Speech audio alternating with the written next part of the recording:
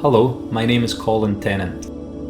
And I'm Coulson. We are photographers and filmmakers who are also husband and wife.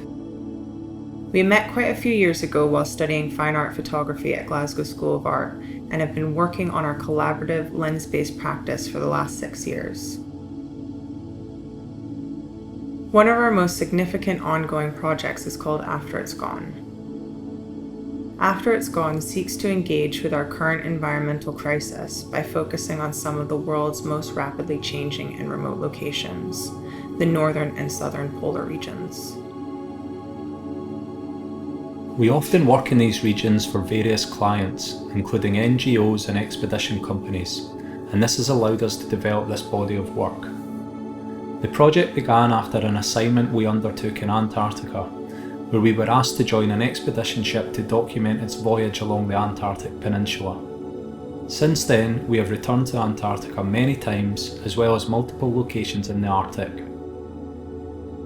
During these assignments, it was clear just how quickly these locations were changing. We were in Antarctica in 2019 when the hottest ever temperature was recorded at 19 degrees Celsius.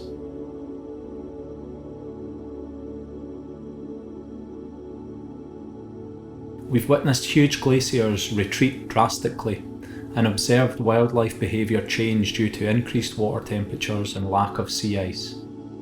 In 2018, the vessel we were working on in the Arctic was able to reach 82 degrees north due to the lack of sea ice in the region. This was only 400 nautical miles from the North Pole and a latitude that would be impossible to reach only a few years previous.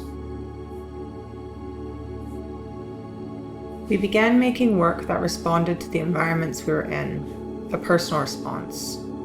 We were and are conscious of the type of images that are being used in mainstream media to reflect climate change in the polar regions, and we wanted to make work that would be responsive, personal, and subtle within the context of the climate emergency.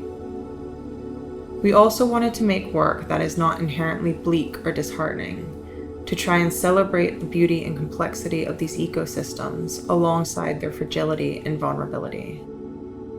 We often consider how to present what is unseen within environmental imagery, and we see After It's Gone as our visual responses to witnessing a disappearing world. We try to create images that teeter between abstract and reality, and hope that by creating aesthetic uncertainty, we invite the viewer to spend more time with each image or moving image piece, and to contemplate and explore the themes within the work. We are continually exploring different outlets to present our work. These are often in conventional settings like printed media and galleries, but we also share our work at film festivals and on mainstream social media platforms.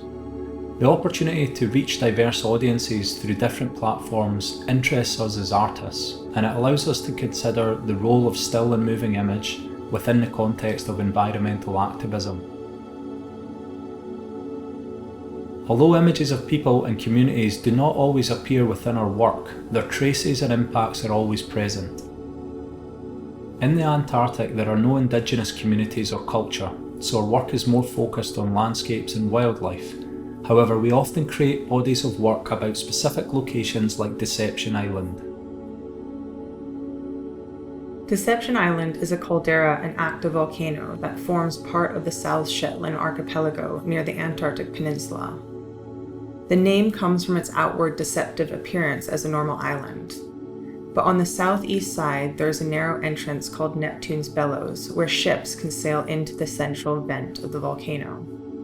This area is flooded by water and forms a bay on the inside of the caldera. This series investigates a place rich with history and filled with the ghost of a violent past. It was a key location during the fur seal and whaling industry, during which time fur seals were brutally hunted to near extinction, and the populations of various whale species found in the Southern Ocean were severely depleted. Many men also died on the island due to the inhospitable environment and the dangerous tasks of their profession.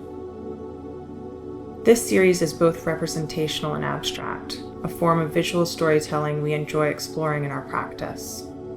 We want our images to demonstrate the otherworldly beauty of this island, the power of nature, harshness of the elements, but also to show the mark mankind has left on this remote, forbidding place at the bottom of the world.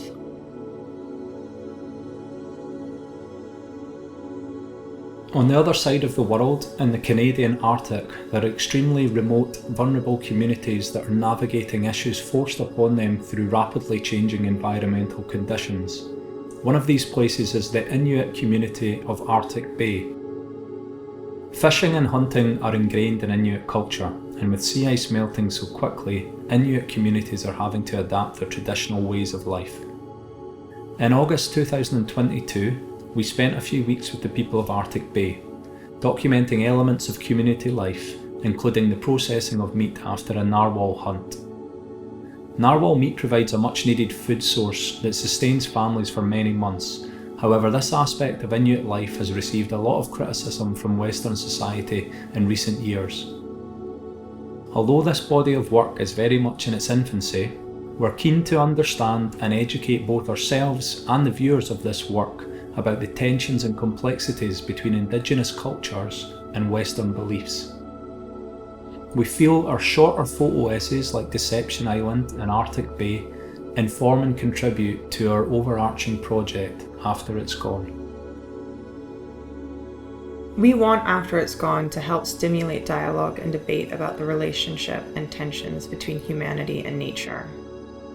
We hope that by documenting these rapidly changing environments, we can share the beauty of these fragile places, contribute to the climate emergency discussion, and inspire all of us to work together to protect these incredible regions and our planet as a whole. Thank you.